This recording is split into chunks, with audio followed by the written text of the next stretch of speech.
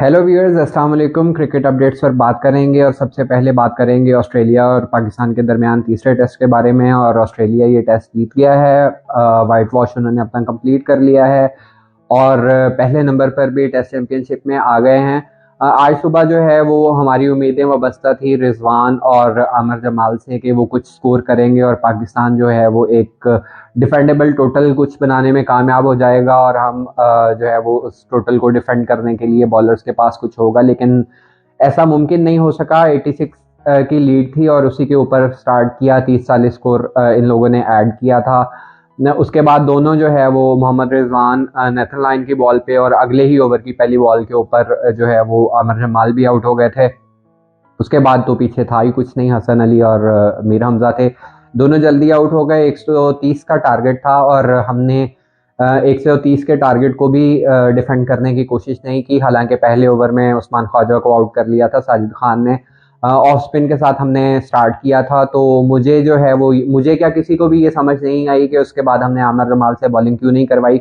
Leading wicket taker bowler थे वो इस सीरीज के और हमने उनको तब यूटिलाइज किया जब सिर्फ 33 स्कोर चाहिए था मैच जीतने के लिए ऑस्ट्रेलिया को। तब हम उन्हें बॉलिंग पर लेके आए। इस चीज़ को हफीज़ ने भी क्रिटिसाइज किया है कि ये डिसीजन जो है वो शान मसूद का अपना था कि वो आमिर जमाल को बॉलिंग के लिए यूज़ नहीं किया।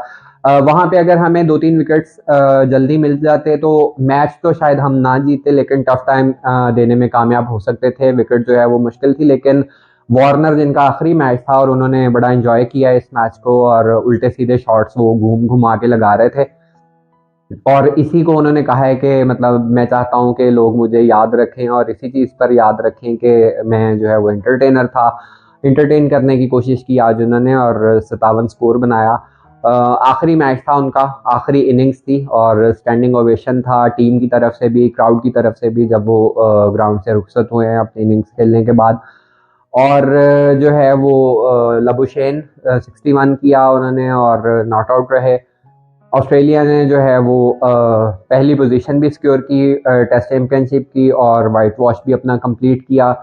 तो मुश्किल हालात थे, मुश्किल सीरीज थी और इसके बाद जो है वो फिर हफीज़ की प्रेस कॉन्फ्रेंस वो भी सुनने वाली थी, जिसमें उन्होंने कहा है कि कुछ पॉजिटिव्स भी हैं इस टूर्नामेंट में हमारे लिए, कि कम से कम हमने पॉजिटिव क्रिकेट सीखना खेलना सीखी है।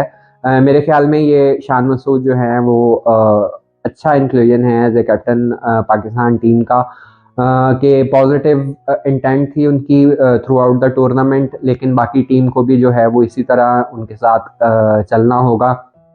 टेस्ट क्रिकेट जो है वो आप एक दिन में को 4-10 ओवर 5 ओवर्स खेल कर जो है वो टेस्ट क्रिकेट आप नहीं जीत सकते। आपको सेशन बाय सेशन चलना पड़ता है और आपको सेशंस जीतने पड़ते हैं, जो अनफॉर्चुनेटली हम नहीं जीत सके इस पूरी सीरीज में। चांसेस काफ़ी ज़्यादा थे कि हम ग्रैब कर सकते थे उन्हें, कैचेस ना छोड़ते, फील्डिंग अच्छी होती, हमारे पास क्वालिटी स्पिनर होता। क्वालिटी स्पिनर हमारे पास नहीं है।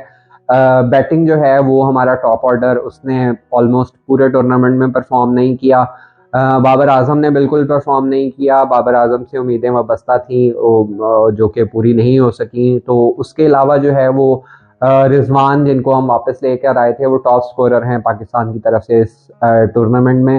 हालांकि सिर्फ 2 टेस्ट उन्होंने खेले हैं, तो इससे अंदाज़ा लगा लें कि हमने बैटिंग में क्या किया है। रिजवान पहले नंबर पर हैं, उन्होंने 190 के करीब शायद स्कोर किया है। उसके बाद शान मसूद हैं। बाकी कोई प्लेयर हमारा जो है वो स्कोर नहीं कर सका।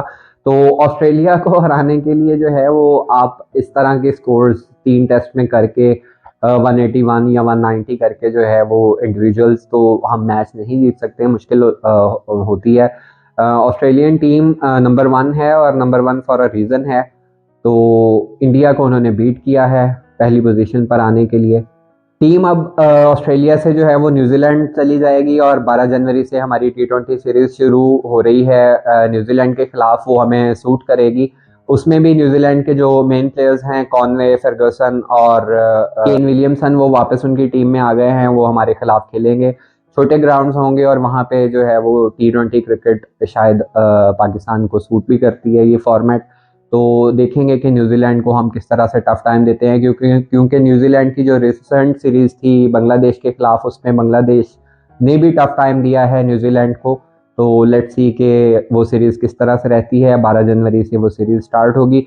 उसके अलावा जो है वो एक न्यूज़ ये है कि ग्रुप्स अनाउंस कर दिए गए हैं जून में होने वाले T20 वर्ल्ड कप के लिए, और पाकिस्तान और इंडिया जो है वो एज यूजुअल जिस तरह से आईसीसी इनको प्लेस करता है एक ही ग्रुप में, ताकि जो है वो इनका आपस में मैच जो है वो लाजमी हो सके, क्योंकि इसी मैच की बेस के ऊपर वो अपना टूर्नामेंट बेचते हैं। तो 9 जून को पाकिस्तान और इंडिया का जो है वो मैच होगा। पाकिस्तान और इंडिया के ग्रुप में जो टीमें हैं उसमें पाकिस्तान है, इंडिया है, आयरलैंड है, कनाडा है और अमेरिका है। बड़ा हल्का सा ग्रुप है। तो टॉप टीम्स जो हैं वो पाकिस्तान और इंडिया ही होंगी, और इनको फिर आगे जाकर भी शायद टूर्नामेंट में बेचा जाएगा इनके मैच को, और ज़्यादा से ज़्यादा कमाने की कोशिश की जाएगी, जो कि हमेशा से होती आई है।